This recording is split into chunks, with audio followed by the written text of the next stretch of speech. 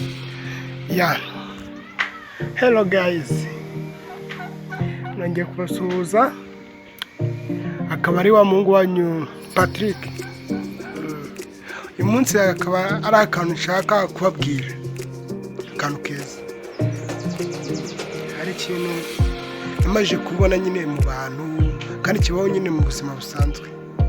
Abantu ugasanga turakora ariko nta mwanya tugira wo kuruhuka mu buzima bwacu.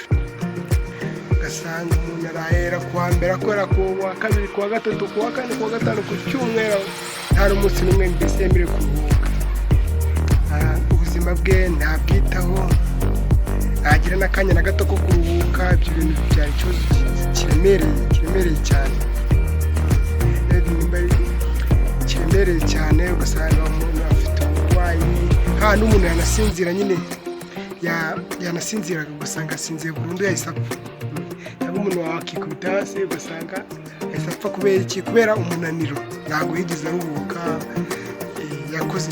Yarakoze yibagirwa kwita ku buzima bwe, aharanira iby'isi. Namara gupfa bya by'isi ntabwo azaba biriye, bizaribwa n'abandi babandi batabikorewe batabishaka. Ariko cyangwa usanga uragwaye ujye kugira ute, ujye kwivuza, usanga y'amafaranga wakoreye cyagiye wamaze utaruhuka yose urongeye yivujemo, nta na make usigaranye, usanga arongeye arashize. Akantu nshaka kubwira ni uko wajya ukora dukeya ushoboye turinganiye duhanye n'ubuzima bwawe, ugakora duke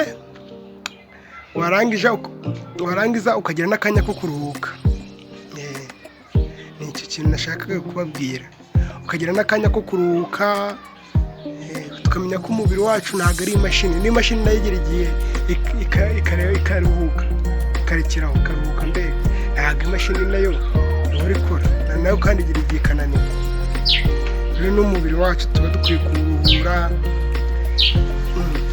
ntabwo dukwiye gukora mbese utaruhuka wapi, ni ukwica umubiri. Niyo ari nabyo bituviramo uburwayi, ugasanga uri kugenda uri gusinzira mu nzira, mu kazi uri kwicara uri gusinzira, ukibaza ikintu kibitera. Ni ukutaryama neza, ni ukutaruhuka neza, ni ukutiha akanya. Uri gushaka amafaranga ngo abandi baragusize, ntabwo bagusize, ntabwo bagusize. Kora ibyawe nabo bakora ibyabo, ibyo ni ibibareba, wikigana abandi, uba mwawe nyine ku giti cyawe.